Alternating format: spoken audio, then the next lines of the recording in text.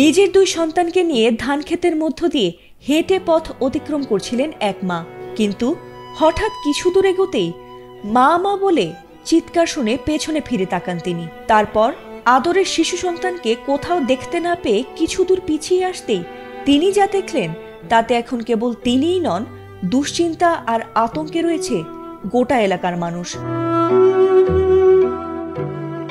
মর্মান্তিক এই ঘটনাটি ঘটেছে রাজশাহীর তানোরে। বুধবার দুপুরে মা রুনা খাতুনের সঙ্গে মাঠে গিয়ে পরিত্যক্ত একটি গভীর গর্তে পড়ে যায় 2 বছরের শিশু সাজিদ। প্রায় 40 ফুট গভীর সেই গর্তটি গত 1 বছর আগে গভীর নলকূপ বসানোর জন্য খোঁড়া হয়েছিল। তবে খড়ের নিচে ঢেকে থাকায় গর্তটি চোখে না পড়ায় মুহূর্তেই গর্তে পড়ে তলিয়ে যায় শিশুটি। এরপর তাকে উদ্ধারে দিন রাত ধরে চলছে উদ্ধার অভিযান। শুরুতে শিশুটির চিৎকার শোনা গেলেও ধীরে ধীরে পুরোপুরি নিস্তব্ধ হয়ে যায়। ঘটনার খবর ছড়িয়ে পড়তেই কয়েক হাজার মানুষ ঘটনাস্থলে ভিড় করলে উদ্ধার কার্যক্রমে বিঘ্ন ঘটে। স্থানীয়রা জানিয়েছেন, গত 1 বছর আগে জমির মালিক কসির উদ্দিন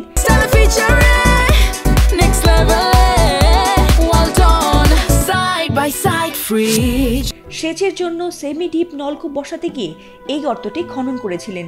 তবে পানি না মেলায় কাজ থেমে যায় আর গর্তটি বিপজ্জনকভাবে খোলা অবস্থায় পড়ে থাকে। আর সেই অবহেলাতেই আজ 2 বছরের শিশু সাজিদকে জীবন মৃত্যুর সন্ধিক্ষণে ঠেলে দিয়েছে। স্থানীয়রা প্রথমে চেষ্টা করেও তাকে টেনে তুলতে ব্যর্থ হন। পরে ফায়ার সার্ভিসে খবর দেওয়া হয়। সেই দিন দুপুর থেকে রাতভর চলে ফায়ার সার্ভিসের উদ্ধার তৎপরতা। এদিকে দীর্ঘ সময় পার হওয়ায় শিশুটি এখনো বেঁচে আছে কিনা তা নিয়ে শঙ্কা বেড়েছে। এমনকি শিশুটির অবস্থান শনাক্তে সেই গর্তে ফায়ার সার্ভিস ফেলেছিল এক বিশেষ ক্যামেরা, কিন্তু 35 ফুট যাওয়ার পর আটকে যায় সেই ক্যামেরাও। তাতে খড়কুটো আর পাথরের দেখা মিললেও এখনো দেখা মেলেনি শিশু সাজিদের।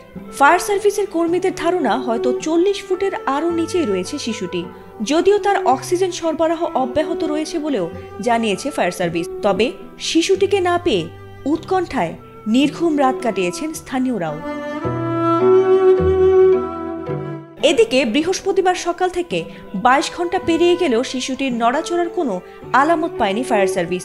তারা জানিয়েছে, শিশু সাজিদ 8 ইঞ্চি ব্যাসার্ধের যে গর্তে পড়ে গেছে তার পাশে বড় গর্ত খুঁড়ে সেখান থেকে সুড়ঙ্গ পথে তার কাছাকাছি যাওয়া হয়েছে। তবে সেখানেও অস্তিত্ব খুঁজে পাওয়া যায়নি তার।